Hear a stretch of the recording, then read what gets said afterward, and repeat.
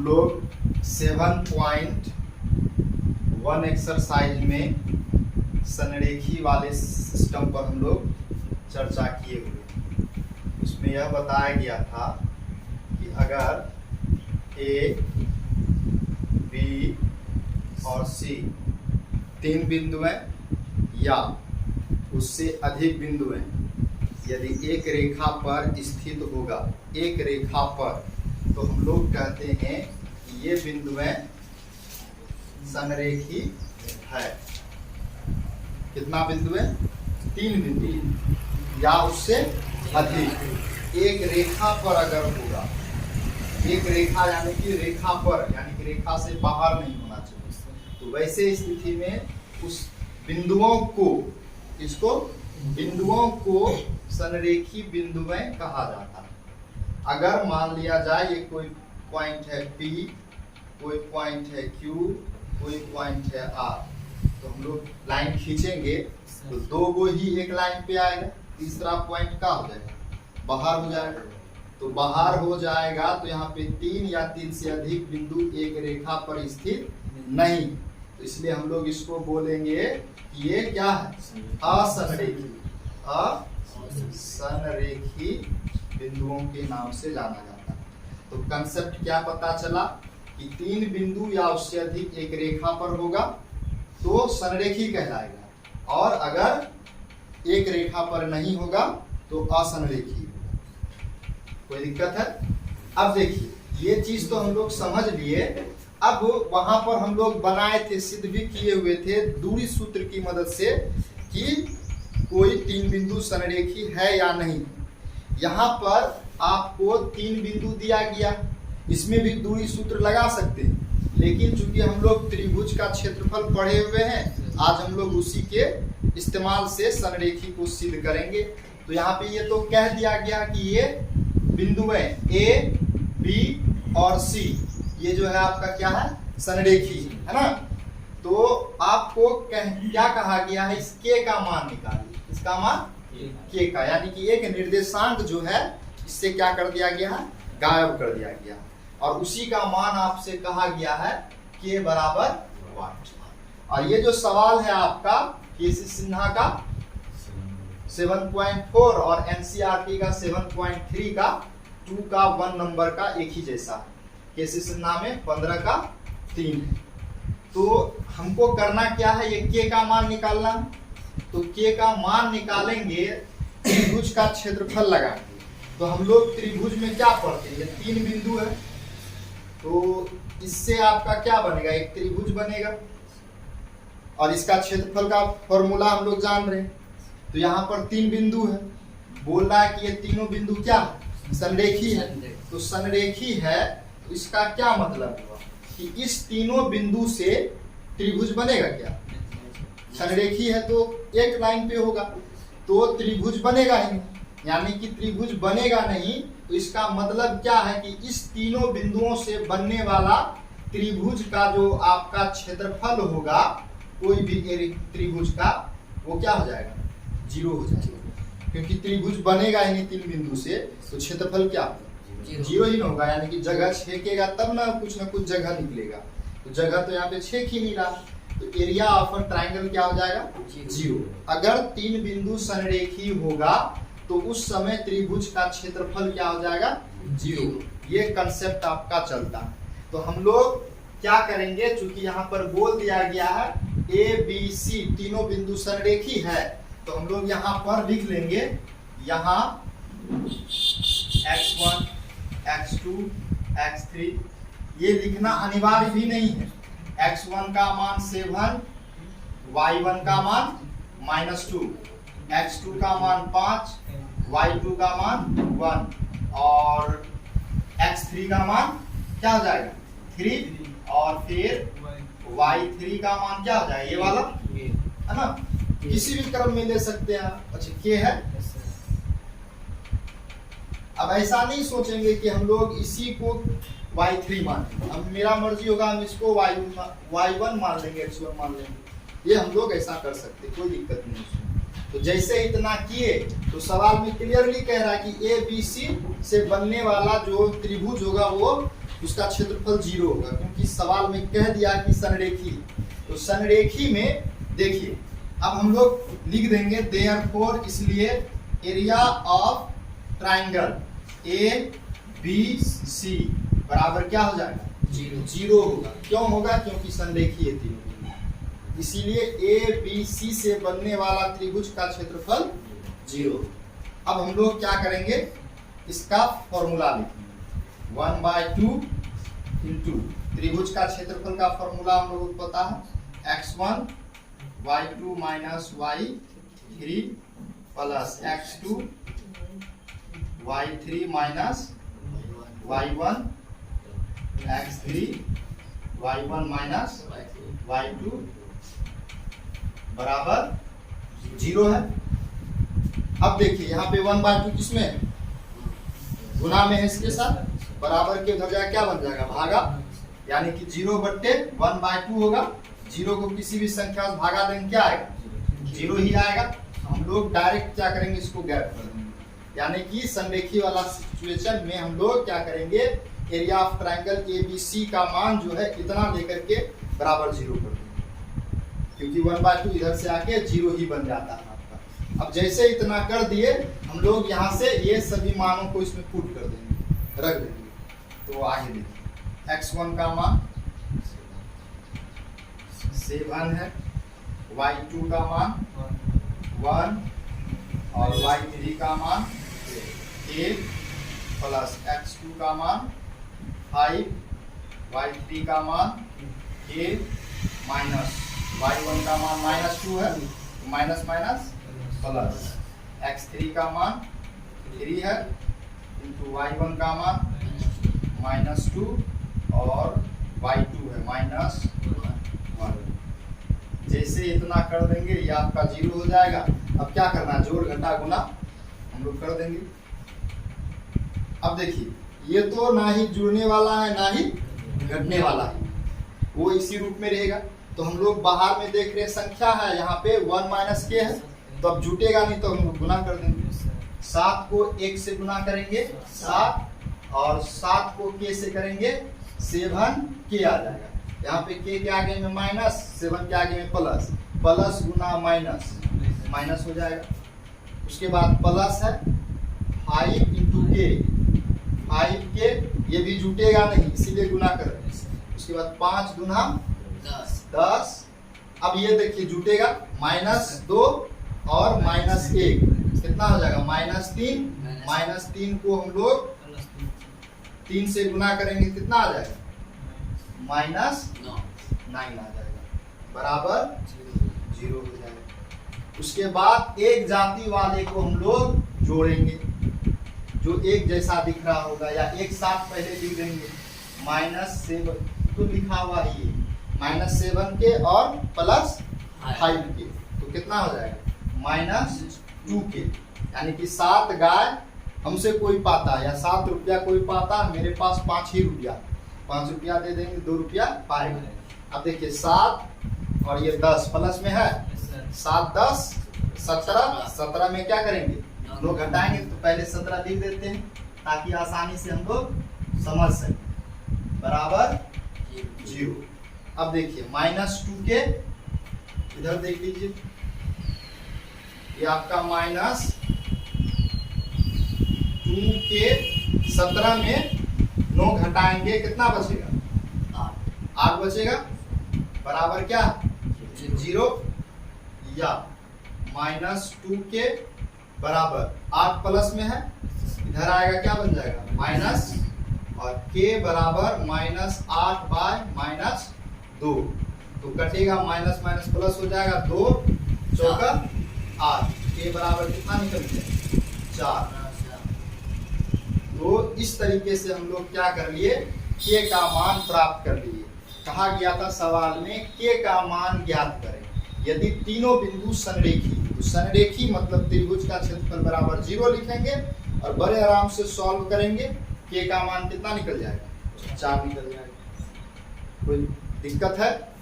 कहीं पर भी कोई भी डाउट हो, चाहे जोड़ में या घटा में या गुना में, तो बोलिए।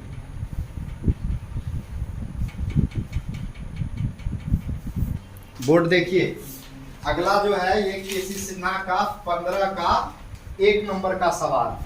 तो 15 का 1 नंबर में ये 3 बिंदुएं दिया गया। बिंदुएं ए, बी और सी संरेखी है। ए का निर्देशांक है 2x 2x और बी का है 3 2x + 1 और सी का है 1 0। आपसे पूछा है कि x का मान ज्ञात कीजिए। ये तीनों बिंदुएं संरेखी, तो हम लोग अभी जस्ट वही सवाल को बनाए संरेखी वाला। हम लोग क्या करेंगे, मान को रख देंगे। x1 का मान क्या हो जाएगा 2x और y1 का मान 2x। उसके बाद x2 का मान 3 और y2 का मान 2x + 1 और इसका मान 1, इसका मान 0। ये जो दिया गया था लिख लिए। अब हम लोग जान रहे तीनों बिंदु संरेखी है, इसलिए इस तीनों बिंदु से जो त्रिभुज बनेगा उसका क्षेत्रफल 0 होगा। त्रिभुज का क्षेत्रफल हम लोग इतना होता है जानते हैं, बराबर 0 लिख दिए। ये वहाँ पे 1/2 था, इधर चले आएगा तो आपका 0 ही हो जाएगा इधर। अब देखिए हम लोग क्या करेंगे, मान पुट करेंगे और बनाना, सिंप्लीफिकेशन करना। ठीक, ये देखिए x1 का मान क्या 2x, y2 का मान 2x + 1, ये y2 का मान है। ठीक, उसके बाद माइनस y3 का मान 0 प्लस x2 का मान 3, y3 का मान 0 माइनस y1 का मान 2x प्लस x3 का मान 1, y1 का मान 2x माइनस 2x + 1। ये देखिए अब यहाँ पे समझिए, देख रहे हैं हम लोग क्या चीज है, यहाँ पर 2 पद है। 2 पद के पहले माइनस आएगा जब भी, हम लोग इसको ऐसे ब्रैकेट में लिखेंगे 2x + 1, ये माइनस होगा। ठीक, अब चूंकि माइनस ब्रैकेट के बाहर है तो माइनस का गुना दोनों के साथ करेंगे, चिन्ह के साथ। तो क्या हो जाएगा माइनस इंटू प्लस -2x और माइनस इंटू प्लस -1 हो जाएगा। इस तरीके से हम लोग गुना करेंगे। यहाँ पे लिखेंगे तो अगर ब्रैकेट नहीं देंगे तो गड़बड़ हो जाएगा। डायरेक्ट अगर लिख देते हैं 2x + 1, ये गलती हो जाएगा, कभी भी आंसर सही नहीं आएगा। तो इसलिए जब भी आपको माइनस के बाद +2 पद वाला चीज आए तो आपको उसको ब्रैकेट में लिखना। तो ब्रैकेट में लिखे तो पता चला यहाँ पे माइनस आ जाएगा, यहाँ पे भी माइनस आ जाएगा। तो हम लोग डायरेक्ट लिख भी सकते हैं, अब नहीं तो आपको यहाँ पे इस्तेमाल करना होगा। फिर अगर वहाँ पे ब्रैकेट लगाते हैं तो यहाँ पे कर्ली ब्रैकेट हम लोगों को यूज करना होगा। तो यहाँ पे छोटी ब्रैकेट आ जाएगा और ये आपका कर्ली ब्रैकेट और ये बड़ी ब्रैकेट से घेरा गया था, बराबर 0 आ जाएगा। तो हम लोग इतना करेंगे कोई फायदा ही नहीं होगा।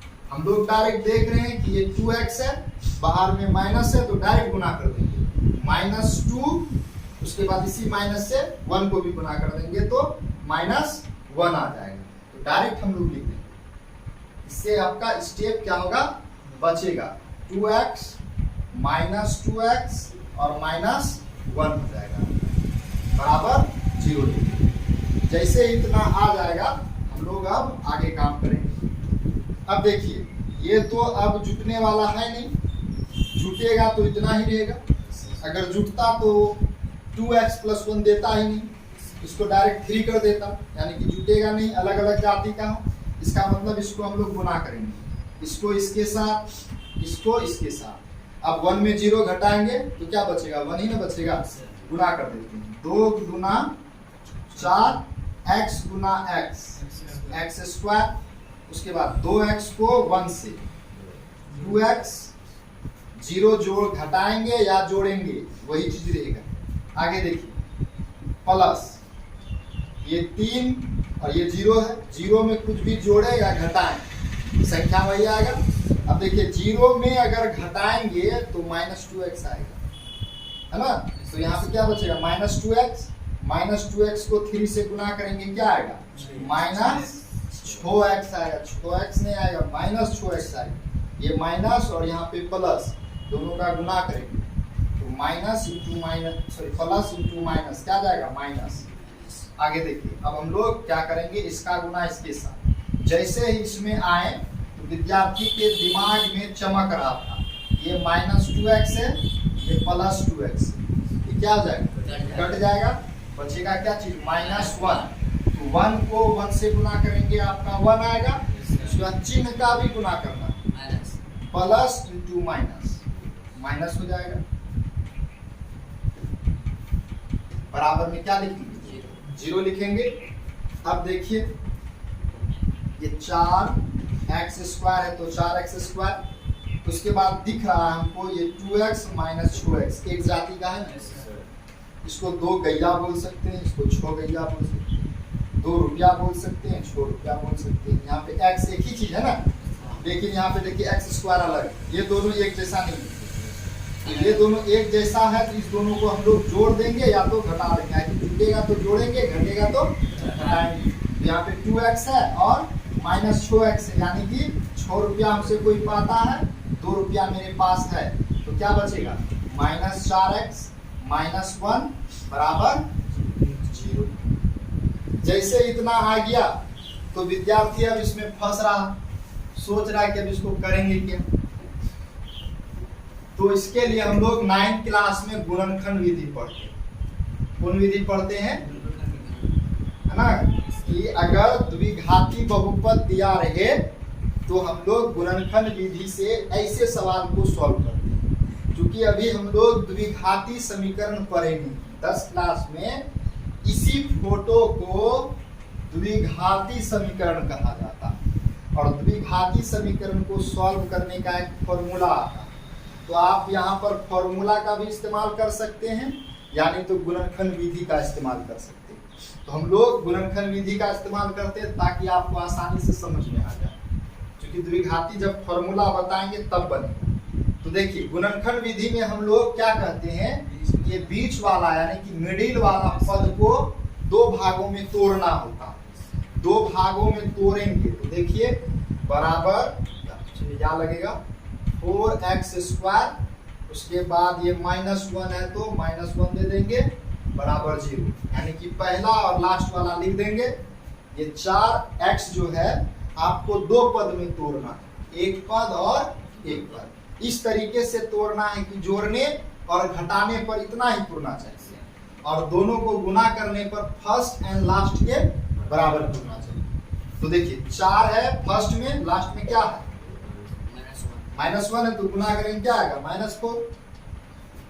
अब देखिए या 4x लिखा हुआ है, ये देखिए 4x² है, ये -4x है, इसको लिख देंगे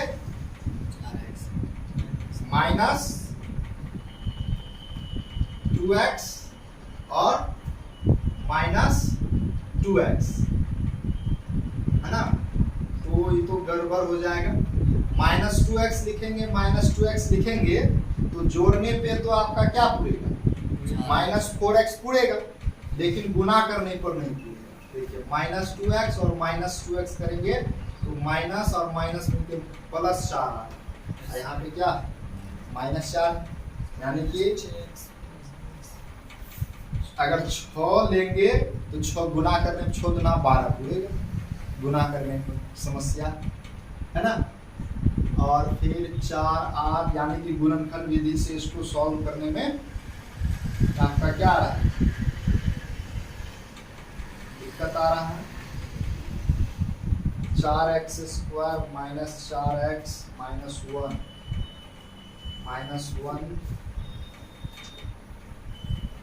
तो इसको हम लोग अभी क्या करेंगे, गुणनखंड विधि से तो दिक्कत हो रहा है, इसको हम लोग क्या करेंगे, फॉर्मूला बनेगा गुणनखंड विधि से भी, लेकिन इसको रूट में लाना होगा, तो रूट में लाने से हम लोग उसमें ज्यादा समय लगेगा, इसलिए हम लोग इसको द्विघाती समीकरण से बनाएंगे। तो द्विघाती समीकरण से बनाने के लिए पहले आप लोग इसको उतारिए, आगे तब बताया जा रहा है। देखिए जब हम लोगों के पास द्विघाती समीकरण आ जाए और उसका गुणनखंड करें, गुणनखंड आसानी से नहीं निकले तो हम लोग क्या करेंगे, उसको द्विघाती समीकरण के फॉर्मूला के अनुसार बनाएंगे। तो द्विघाती समीकरण का फॉर्मूला क्या होता है, ये होता है ax square plus b x plus c बराबर 0। इसी को हम लोग बोलते हैं द्विघाती समीकरण। तो हम लोग लिखे हैं यह समीकरण, यानी कि यह वाला 4x square minus 4x minus 1 बराबर 0, ax square plus b x plus c बराबर 0 का या 0 के रूप का है, यानी कि इसी के जैसा दिख रहा। ये देखिए ax स्क्वायर 4x स्क्वायर है ना, bx 4x, c यानी कि 1 दिख रहा वैसा ही। यहाँ a x स्क्वायर के बगल में जो होता है उसको क्या बोलते हैं, a का मान कितना 4, उसके बाद x के बगल में जो होता है उसको b बोला जाता है, b के बगल में क्या -4, उसके बाद c का मान क्या -1। ये जैसे हम लोग a b c निकाल लेते हैं, इसमें एक फॉर्मूला दे दिया गया, चूंकि x बराबर -b plus minus root under b square minus 4ac upon 2a, यह द्विघाती समीकरण का हल निकालने का या मूल निकालने का यह फॉर्मूला। x बराबर -b plus minus root under b square minus 4ac बार 2। इस पे कोई भी समीकरण कुछ भी आ जाए, x का मान आसानी से निकल जाएगा। चूंकि x का पावर 2 है, इसीलिए दो गो मूल निकलेगा, x का दो मान निकलेगा। तो हम लोग x बराबर इतना होता है। अब हम लोग क्या करेंगे, a b c ये जो हम लोग लिखे हैं इसमें रख देंगे, आसानी से x का मान निकल जाएगा। तो हम लोग लिखेंगे, इसलिए x बराबर, ये देखिए माइनस है तो माइनस b का मान कितना है -4 plus minus root under b का मान कितना है -4 का स्क्वायर माइनस 4, a का मान 4 और c का मान आपका क्या है -1 अपॉन 2 इंटू a का मान 4। हम लोग क्या कर लिए, मान आसानी से हम लोग पुट कर लिए। अब देखिए हम लोग क्या करेंगे, सॉल्व करेंगे। x बराबर माइनस माइनस प्लस हो जाएगा, प्लस माइनस रूट अंडर 4 का स्क्वायर बोले या -4 का स्क्वायर बोले 16। ये देखिए यहाँ पे माइनस यहाँ पे माइनस, ये गुना में है ना, प्लस हो जाएगा। उसके बाद 4 चौका 16 इंटू 1 16 बट्टे 4 दूना 8, या x बराबर 4 प्लस माइनस रूट अंडर 16 और 16 है यहाँ पे। तो देखिए एक तो हो सकता है हम लोग जोड़ेंगे फिर इसको तोड़ेंगे तब रूट से बाहर निकलेगा। तो हम लोगों को 16 16 दिख रहा, हम लोग क्या करेंगे 16 को कॉमन ले लेंगे और यहाँ पे क्या बच जाएगा 1 और यहाँ पे क्या बच जाएगा 1। ऐसा इसलिए किए ताकि रूट से आसानी से मान निकल जाए, और नहीं तो जोड़ेंगे 16 और 16 तो रूट 32 होगा और फिर 32 को तोड़ना होगा रूट से बाहर निकालने के लिए। तो इसीलिए हम लोग इस तरीके से लिखेंगे, बट्टे में क्या हो जाएगा 8।